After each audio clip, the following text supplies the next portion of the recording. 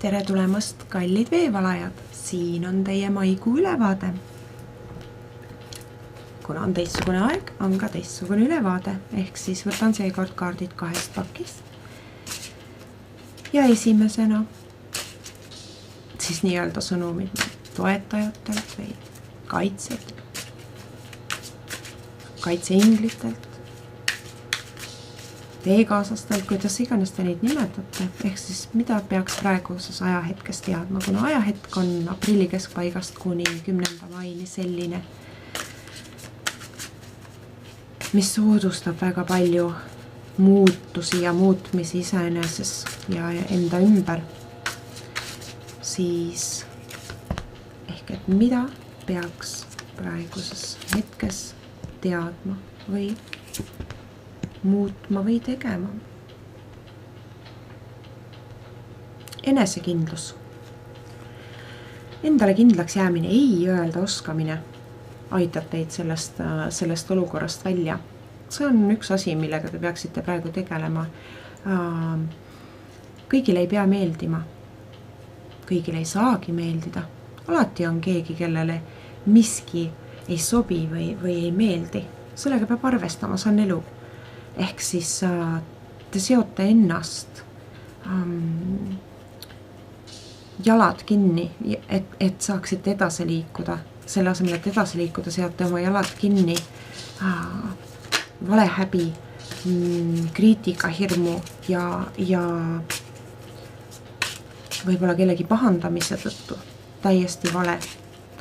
See nii-öelda harjumus või komme tuleb teil harjutada ära, olge enda vastu leebem, kõik teevad vigu, kõik eksivad, kõik on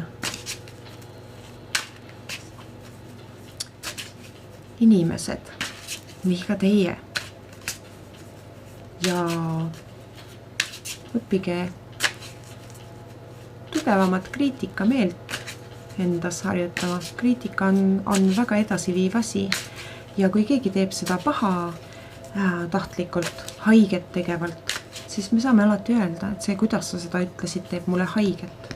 Aus olemine on samuti oluline enda eest seismisel, et te ütlete välja, mida te tegelikult mõtlete ja mida te tegelikult soovite. See on sõnum teile praeguses ajahetkes.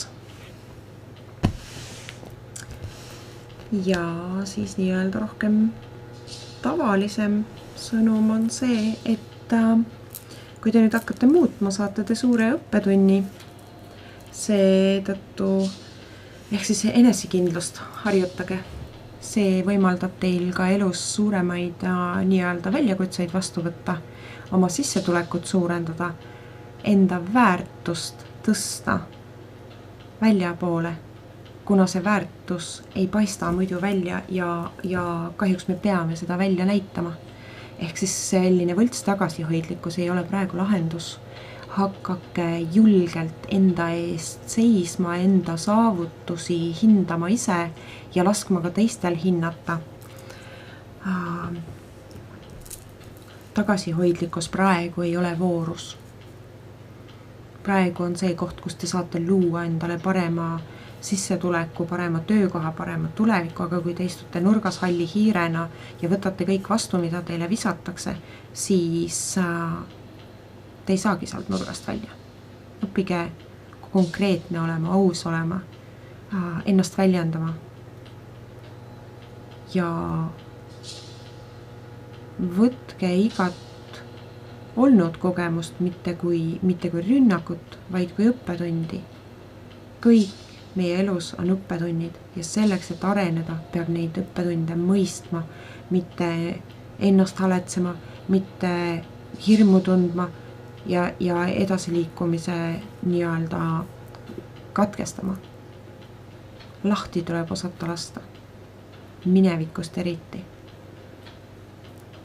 Need vanad asjad, vanad haavad, mis need enam loevad, miks need on osa sinust? See ei puutu enam meisse.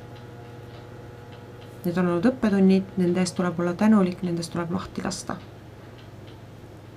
ja kuna loodus tühja kohta ei armasta, siis kui on lahti lastud, saab ka sinna midagi uut asemele tulla, enne midagi ei muutu. Aitäh ja olge hoitud!